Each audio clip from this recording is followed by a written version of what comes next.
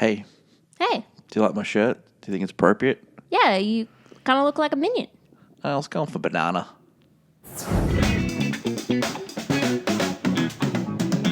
Welcome to Pete and Hannah's Watch List. I'm your host, Pete Mitchell. I'm here with my great co-host, Hannah. Hello, people. Hannah, we're here today for What's Next, the show where we help you figure out what to watch next. On today's program, Supergirl. Woo! Woo! And they're also going to take a look at Minions and Monsters. I believe it is the third movie. In the Minions spin-off series. So sounds like a good show. Yep, it does. Now, we've been doing this show for quite a while, and I always ask you how your weekend. And the last couple of weeks, you've given me absolutely nothing.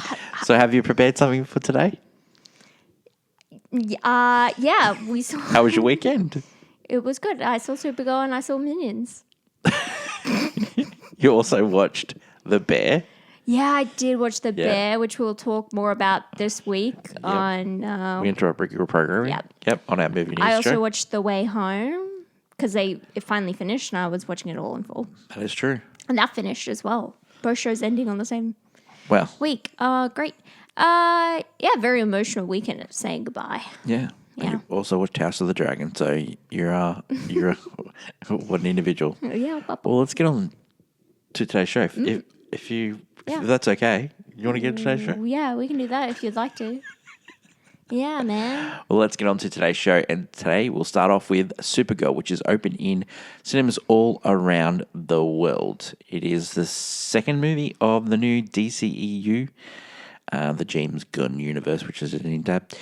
The elevator pitch for Supergirl when Supergirl celebrating her birthday on a red planet runs into a girl that wants to seek revenge for her slain parent and brother.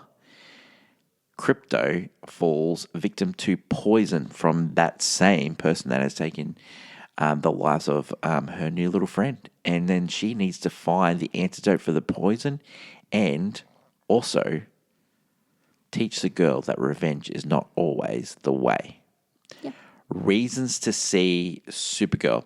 It is directed by Craig Gillespie that gave us I, Tonya, also gave us Dumb Money, gave us Cruella, which is a fantastic little film a few years ago, came out through COVID.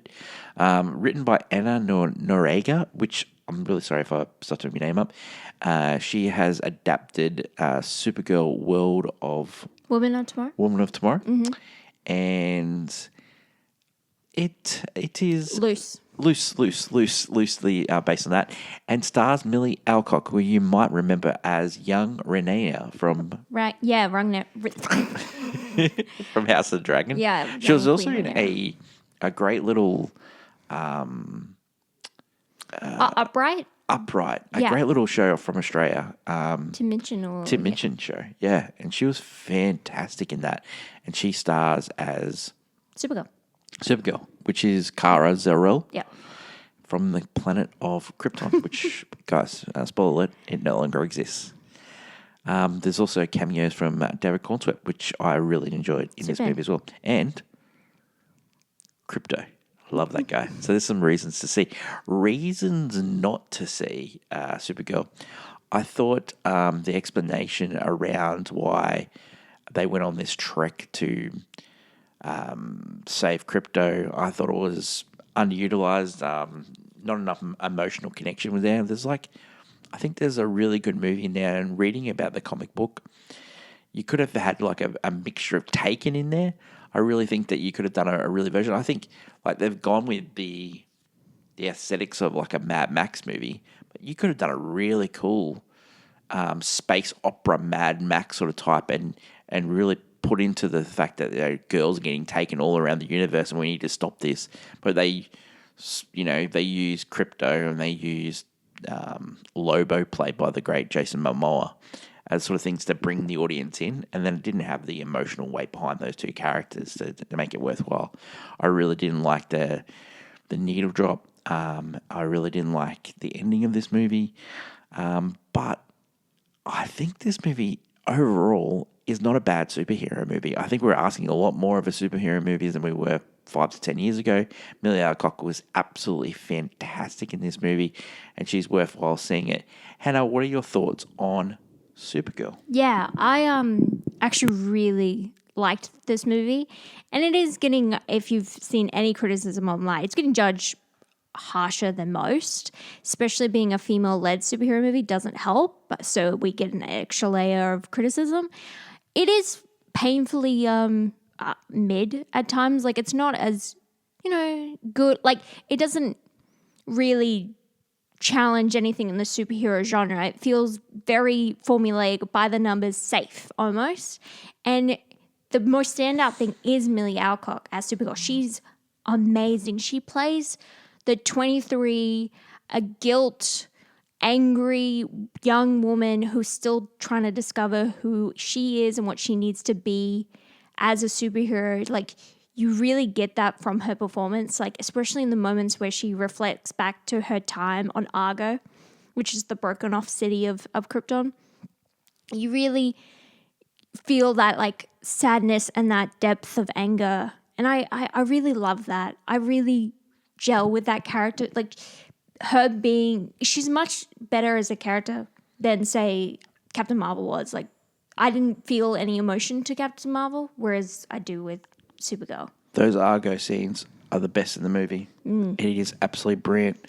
David Comlotz, who we got in Oppenheimer, Numbers. also played your boy in Santa Claus. Santa Claus, yes, Bernard, they're the best bits of the movie. I think that is really good. I think they play these in flashbacks, but I think I know like a super movie always starts with the planet and all that stuff like that, but I think this movie could have done with a little bit of help and having that bit at the start. I think it could have worked. I think you are right in the sense, maybe if it started just, you didn't have to play the whole thing of Argo. Like, you could have done an Argo scene at the start, and then as we progress through, you get a little bit more. Especially with the fact that, Crypto has to be kind of the emotional, like, is why Supergirl's helping. She is reluctant to be a hero to help Ruthie at all because Ruthie's on this quest for revenge and she doesn't want any part of it. Like, she understands, like, that kind of thing will is consuming. She's like, I don't want, not my monkey, not my circus. But when Crypto gets involved, she has to jump in, and you only get through, you're learning a little bit. But I hate time limits in movies, especially with someone is losing their life at this moment in time. Why are we spending moments just sitting around talking? I don't enjoy that. We got to go. The comic book has nothing to do with time limits at all. There's no time limit to this. And I think this movie is poorer for it. And it's that 3. The 3 again. Mm-hmm. It's the thing with Gunn in the first thing. I really like your point there with about them being mid. And I think the problem with this movie, and I think it could have stretched out, but it was hamstrung by about a couple of decisions that have been made for the future. One of the decisions was, in the comic book, Superman is known all around the galaxy as the savior of Earth, but he couldn't be that because he has only just started being his thing. Also, the 3 again. Also, the other thing that hamstrung this as well is you needed to make it a sort of fuzzy sort of story, nice PG rated. But this story it's about taking of girls all around the galaxy. And this isn't a movie. You couldn't do a PG version of that. There's no PG versions of these guys taking all these girls to create a brides, only male face. Yeah. And the fact that this is going to haunt you, but the fact that in the comic book the guy had red hair and a red beard, and he looks like the guy from Seven Brides for Seven Brothers. Adam Potterby? He does. By the way, I know that name very well. He does. And so I think they could have played on that story. Well, it's different in the book. They're more like savages that go to planet and destroy the planet. Whereas in this, it's more just barbarians who take wives and take weapons. And so they play it for the movie because they can't showcase them hopping planet to planet because, it would be longer. It's a different movie. So they do the time limit thing, which is strange. But also in the comic book, and I'm not saying you have to be exactly the same in the comic book, but there were some really cool elements of the comic book, and I think they could have used, and it probably could have helped your story. Is that at the center of the comic book was the big bad was marrying Ruthie, and you could have had like imagine her breaking up a wedding. You could have not only that, it's just the big bad is so unmemorable in this film. Like he looks like Ronan the Destroyer. I believe that's in the first Guardians movie, or even Darkworld, the elf in Darkworld, who I can't remember the name of. And he's just so not memorable. Yeah. Like he looks awful. He looks like a side character in any sort of sci-fi movie. And he's just bland. And it's like, I'm supposed to be against this guy. Well, I am because he's a bad person. Yep. But it's like, he's not giving me anything. He's not scaring me. I'm not scared by him. I'm just like, that's all right. Like, it wasn't like in any other, like, you know, of course it's a struggle because he's not a well-known villain, of course. Like, he's not a Lex Luthor, a Joker, you know, but you can still make a compelling villain. I think we just struggle doing that. I think all superhero movies struggle, but definitely this one struggled with it too. It's really hard because you're trying to give the backstory of not only Supergirl, but you're also trying to give the backstory of Ruthie, and you're also giving the backstory of Krem. And Krem is the big bad, played by Matthias Schoenaerts, who's a great Belgian actor. I remember him was like in Red Sparrow and Django and stuff like that. So, like, it just, I don't know, like, I think there was a really good movie in there. I heard there was like a lot of rewrites of the script. There was like a lot of changes. The Needle Drop song, there was 45 different versions of that, and they settled on this one. And it just seems like that, you know. I'm not against things getting rewritten and stuff like that. But you can just see there's phrase of this movie. Like, you can definitely tell it was put together in a weird way. There's not one solid vision in this movie. It's not like James Gunn's, you know, he is the head of this universe, so he has to take, with every good thing that happens, he's got to take every negative. I don't think he's behind this movie at all, which really is sad. Because, you know, despite the fact it's not your name on it, it's still your, you know, you got to take it. You got to be supporting it just as much as you support your other projects, because you're the head, just like Feige does with his movies. But he was so quiet in this. And like he said, it's the same. He did the same thing with Blue Beetle, even though that is past universe. He did the same thing where he talked it up, and then as soon as Blue Beetle came out, silence. But he said he was going to leave the writers to do their writing thing and get the script right, and then not shoot before the script happens. The script can't have been right. They made changes on the fly. He said he wasn't going to do that, and then they're reworking the thing right up until thing, and like he's not.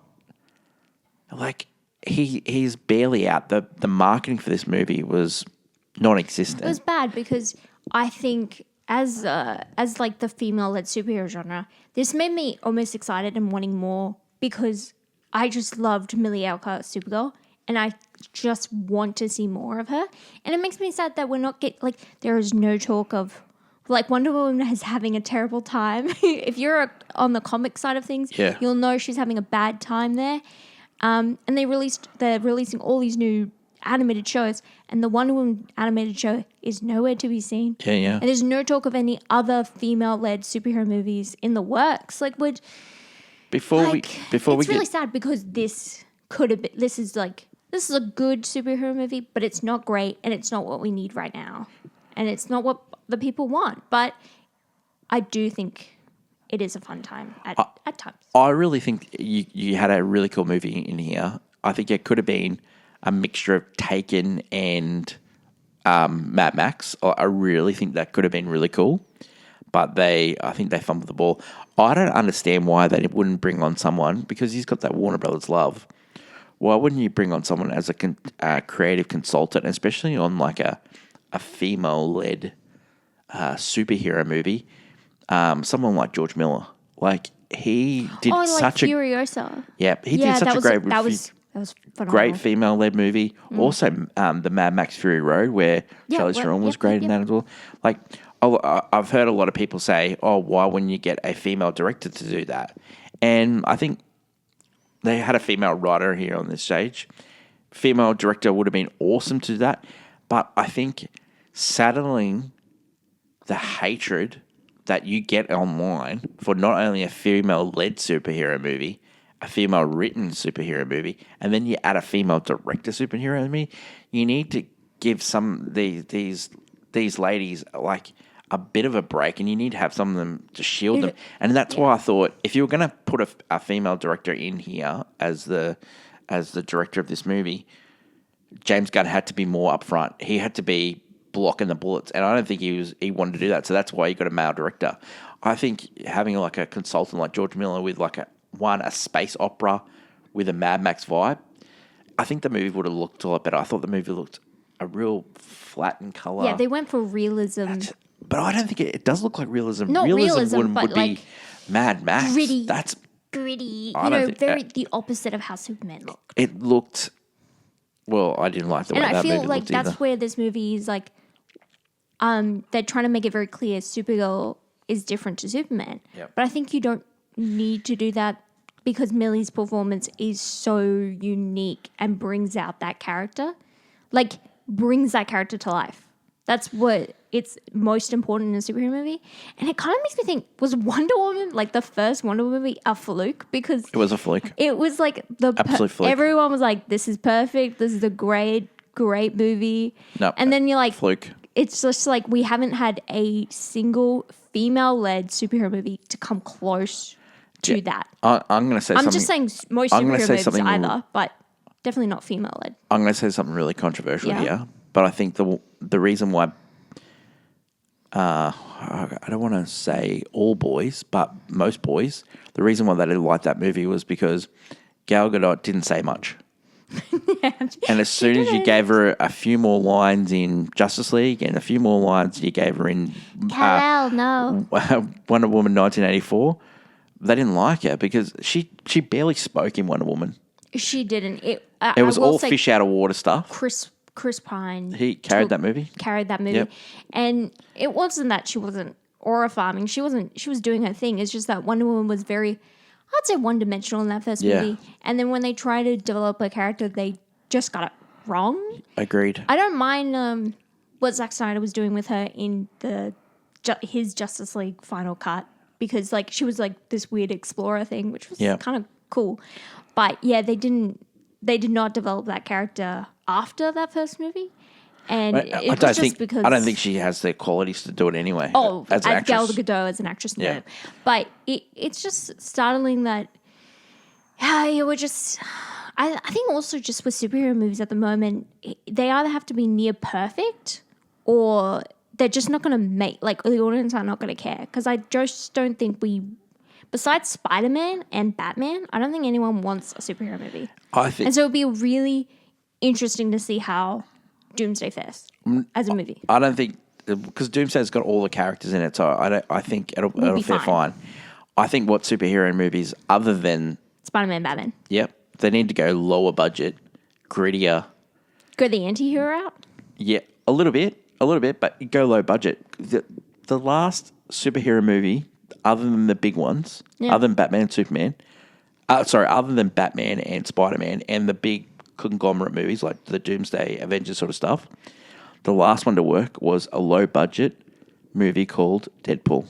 Yeah, I would say Deadpool did do well. One, it's low budget. Yeah. Two, they had a visual thing, a storytelling thing that they wanted to go with, and they went all into that. Yeah. This is like, they seem like be paint by numbers with these movies. Like, okay, we're going to give him the cute little dog.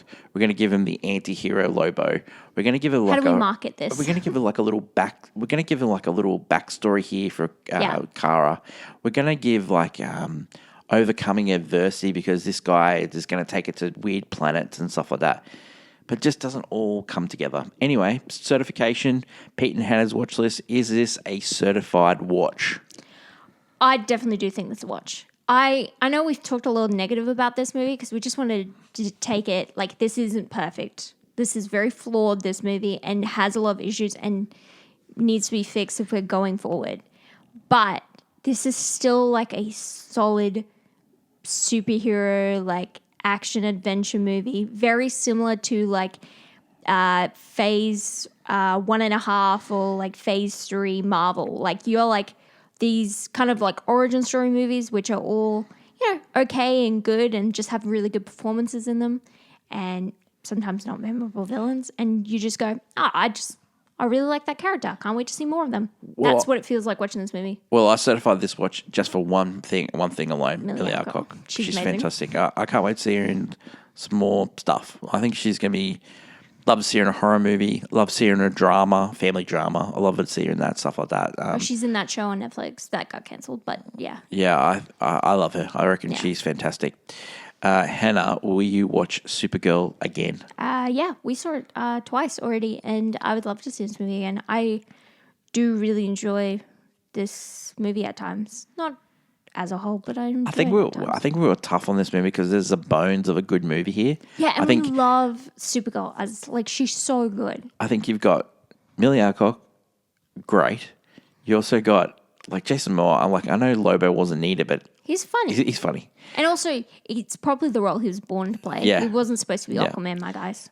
He like when people were saying, "Oh, he was just playing Aquaman in this movie." No, guys. He was playing Lobo in those Aquaman movies. Let's just get this right. Yeah. The other thing that the story, I think you could have had a really cool R-rated, Taken, Mad Max, slave trade. You could have said something about child brides that are currently going on in the world right now. I don't think you needed to make it R-rated because Supergirl, you want young girls to see this movie because you need this is a hero for girls, not a hero for.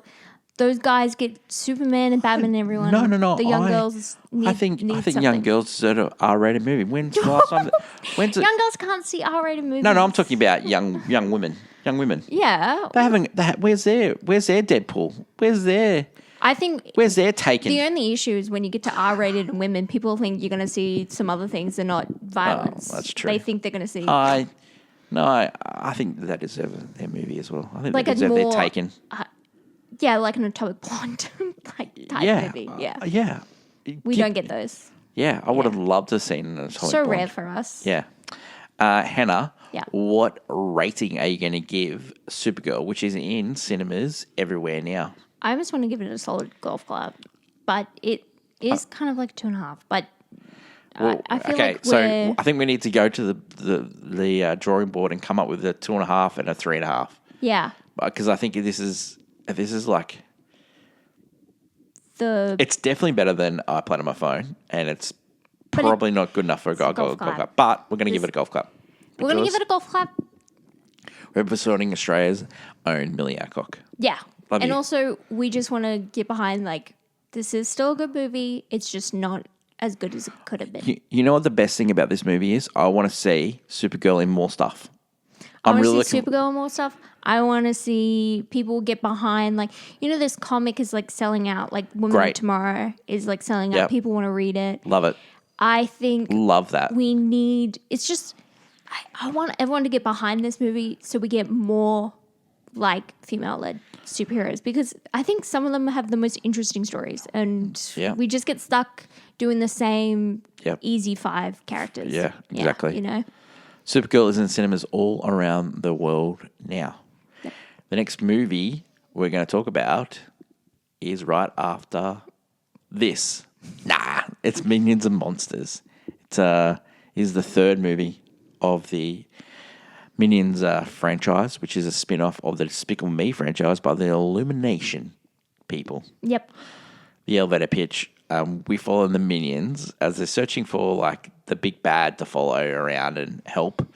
And then they stumble on a 1920s Hollywood movie set, and then they, unbeknownst to them, become movie stars. Yeah. Wow. Reasons to see this. Great voice cast here. Always. Illumination just does a great voice cast. I want to read out some of these names and see if you like any of these people. Christoph Waltz. Yeah, I mean, plays crazy. the director. He plays the director, Max. Yeah. Phil Lamar. I love Phil Lamar. Trey Parker. as one of the monsters. Trey Yeah. Parker plays the little Cthulhu guy. Yep. Could I introduce you to a little guy I like to call Jeff Bridges? Yeah, he plays the twin, the Bright brothers, which are Yep. like Frank and Elwood. the Warner Brothers type Yep. producers. Yes. Jesse Eisenberg plays Dort. Oh, that's the science guy. Yeah. Bobby Moynihan plays Phil. Alison Jenny plays Olivia. And Zoe Deutsch plays Debbie. Yep. That's a great voice cast. That's a really cool voice cast. Great composing here by John Powell. We got our usual director Pierre Coffin and Patrick Delage. Brian Lynch wrote the script. Pierre Coffin. Christopher Melendarani produced it. Great producer. Does all these Minions movies.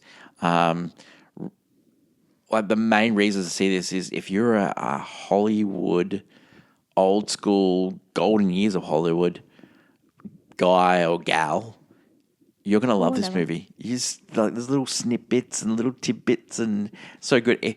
If you like the first hour and a half of Babylon, you're gonna love Minions and Monsters. What a movie! What a great movie!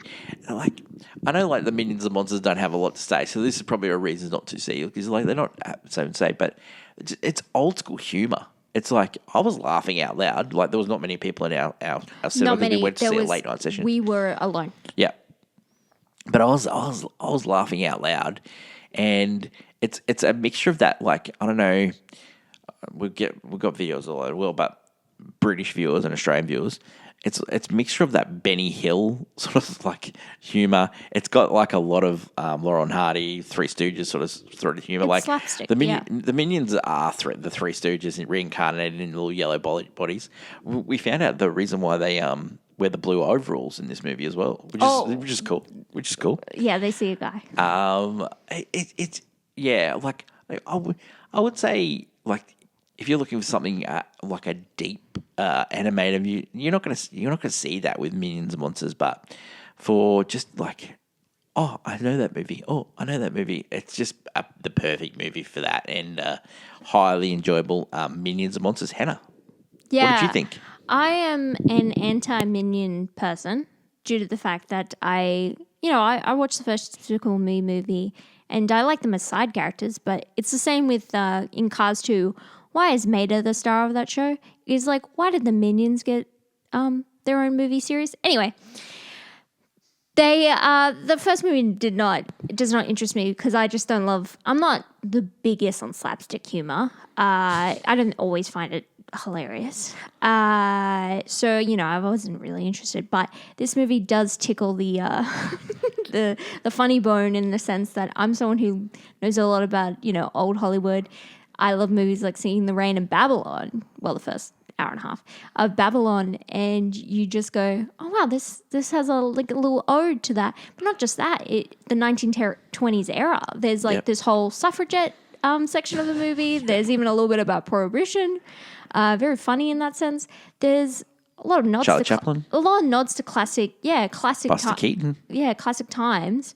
But it will go over a young kid's head. But the young kids will enjoy the fact that. Yeah, it's not the Stuart and Bob and Eric. There's these new guys. You have James and don't remember the other guy, and not very memorable. Gail, I think one of the new. It's James is your main guy. He loves to write stories and he wants to direct, and so it's all about him trying to find this big monster. Because what I really loved is that the Minions made it big in the silent era, but as soon as they have to get to talking pictures, the Minions don't work because they can't, they don't speak, transatlantic accents. So the Minions can't do talking pictures, so they have to find a new way of cinema, which is monster movies.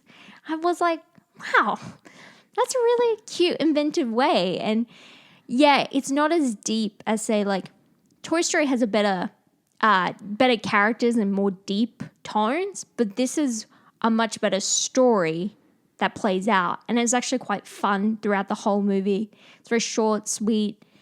I think it's a lot funnier, especially with the Trey Parker is doing the Cartman voice, but there is no swearing. involved. So it's kind of like hearing Cartman, and you're like a very nice G-rated Cartman in this movie, and it's kind of like, this is like if I was taking young, like I was like an auntie taking my nephews when they were younger, I would have taken this and I would have been like, oh, this is a good time. Because it's a lot more fun to watch together and just enjoy a movie. It's a good comedy. I don't find it all particularly funny, but I think it's really sweet. I think I enjoyed this one. It surprised me. It's not working against the time limit that the other two had, because like they were working as prequels. Especially Rise of Gru was literally all about young Gru and the Minions. But this one was like, what if the Minions had a side adventure, which is making movies? And James, Henry, and Ed, the three yeah, Minions other we new followed. ones. And you do get to see a cameo of the other ones at the end. But yeah, I thought it was cute. What gets me is like, people saying, oh, this will go over people's head. Go find out about these movies. Like, that's what we did. Yeah, we went and found out about these movies. So Yeah. anyone can, and it helps you inform the humour. Also, a lot of the It's still times, funny without it anyway. a lot of the times you don't need to understand the references. You could just go, oh, that's pretty funny. Like, oh, they messed up this, like, oh, it's modern times and the Minions messed up the workflow, and that's like pretty funny. You don't need to know that's modern times. You're just like, oh, the Minions are doing something silly. It's the same as when, growing up, I used to watch a lot of like sitcoms, like a lot of things like Simpsons or Family Guy. I didn't understand the references. I was just like, oh, it's funny. But then when you grow up, you go, oh, they're doing The Shining. I did not know that. Like, Yeah, as a child, I'm like, oh, it's funny. it is. The Shinin, But now I've seen The Shining, and I'm like, wow, that's a perfect recreation of The Shining. Like, it's that kind of thing. It's like I don't have to know it to enjoy it. It's just a lot of fun, and I'm glad that they played around with this one. Yeah. It was a lot nicer than I expected. Yeah. I think it's good, they're talking about the great film industry and But through the eyes of a minion. I think it's a perfectly good movie. I know, like, a lot of people, I'm not going to like this one, especially because it's a sequel to It continues spin-off. the continued franchise. Yeah, if you get tired of the minions doing the minion things and saying nonsense, then yeah, you'll get tired. But Yep. if you still go, boy, and you go, ha ha ha, I love it when they go, boy, you'll have a hoot. Okay, Hannah, is Minions and Monsters a certified watch for you? Every bone in my body says no, but it's actually a yes. It's a certified watch for me as well. Yeah. Hannah, you're going to watch Minions and Monsters again. I can see you 100% watching this movie on a streaming service. I could see myself going through clips. Yeah. I definitely rewatching this in clips because there are sections. I really love the relationship between the sci-fi guy and the suffragette. Yep. Like, it's such a stupid storyline. And I was like, that's Yeah. so funny that's in this movie. So good. And a rating for Minions and Monsters. Oh, it's like is it a Pleasant Golf Club? Or It is. It's weird. It's Pleasant Golf Club. I think It's so. it's not that deep. It's just more of like, it's a good comedy Yeah. that surprisingly has interesting ties to old Hollywood. That's nice. Minions and Monsters is in wide release in Australia and comes to a cinema near you July 1st, I think. So it's for the long Yeah, weekend. it's this weekend, yeah. Yeah, it's for the long weekend for American Independence Day. Happy 250th. And go Guys see the and girls. Minions. Go see the What a Minions. celebration. It's like the 250th and you're watching the Minions movie. Perfect. Celebrate old Hollywood. Perfect movie. I don't Perfect know. movie. It's kind Hannah, of sweet. Hannah, thanks for your efforts on today's episode. And tomorrow Yeah. on AFI Redux, we are doing La La Land. Speaking Ooh. of old school Hollywood, I love the affair perfect. with old school Hollywood. perfect. Talk about Babylon. Perfect segue. Perfect Yeah. segue. Oh no, La La Land's old school Hollywood as well, I reckon. Yeah, no. Yeah, Yeah, I yeah. know. But he also did Babylon. He did. He did. I know. Yeah. We watched that movie multiple times in cinemas. Sounds like a good week. Does. Sounds like a good We week. got more to come. All right. Long live Sydney, everyone. That's my love, Coast Hannah. Until we meet again, it's bye for now. Bye.